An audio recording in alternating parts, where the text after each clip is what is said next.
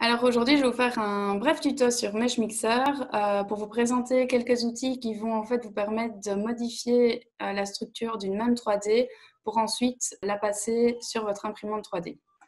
Donc l'objectif, ce sera en fait d'arriver à ce genre de rendu. Donc comme vous voyez ici par exemple. Et donc après, pouvoir les imprimer et décliner en fait une même 3D. Alors pour ça, on a besoin de Meshmixer, donc qui est le logiciel gratuit téléchargeable via Autodesk.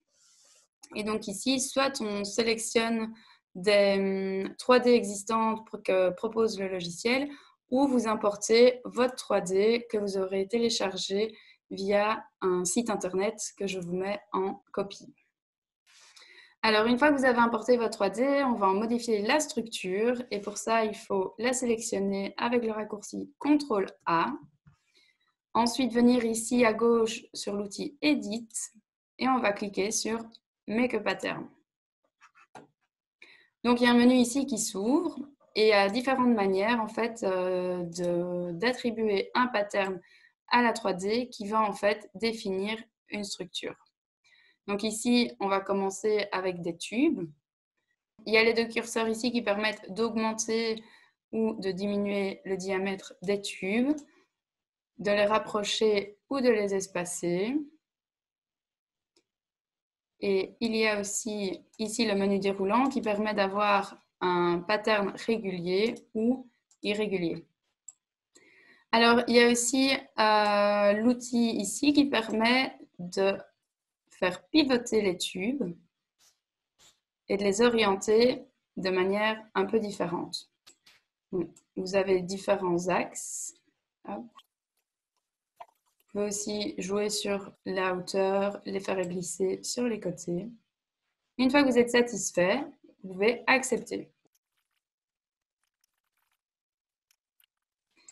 Et donc voilà le premier rendu que vous pouvez avoir avec ces tubes. C'est assez particulier, mais après, si vous faites ça pour vos enfants, vous pouvez imaginer de passer en fait de la laine dedans. Ça peut être une activité assez sympa. Alors ici, je vous ai montré une première solution avec des tubes, mais il en existe d'autres. Donc, vous pouvez sélectionner ici en dessous sphère, et donc c'est le même principe, mais avec des sphères. Donc, vous pouvez de nouveau modifier le diamètre et l'espacement. Il y a d'autres outils aussi possibles. Donc ici, il y a un système de réseautage et encore d'autres outils qui permettent de déformer et modifier votre modèle 3D.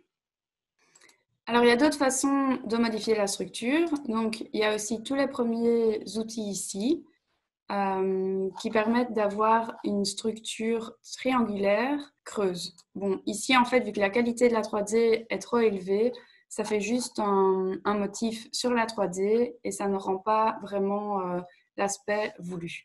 Du coup, pour ça, on va devoir réduire la qualité et donc passer en low poly. Donc, pour ça, je vais réexpliquer. Donc, on sélectionne la 3D, on vient dans Edit, mais de ce menu qui est apparu ici, et dans Reduce. J'avais déjà expliqué dans le tuto précédent.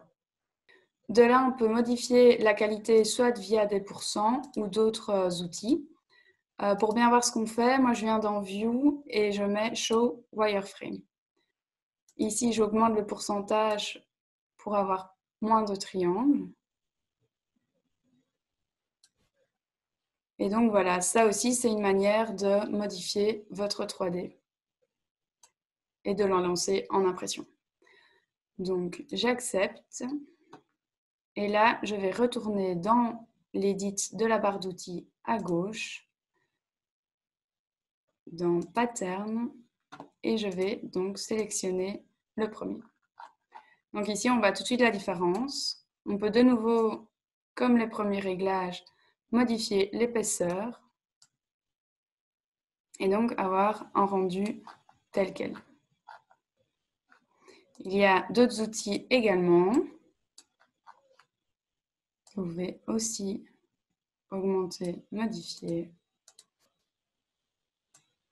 Et donc là, c'est vraiment à vous de jouer. Mais pour les premiers outils, je vous conseille de réduire la qualité de votre 3D. Et donc voilà, une fois que vous avez manipulé les différents outils et que vous êtes arrivé au résultat souhaité et voulu, il n'y a plus qu'à exporter pour ensuite passer dans le logiciel Cura et imprimer votre modèle en 3D. Donc pour ça, je vous conseille de suivre le tuto de mon collègue PM. Donc voilà, merci d'avoir suivi mon tuto et n'hésitez pas à laisser vos questions en commentaire. Salut!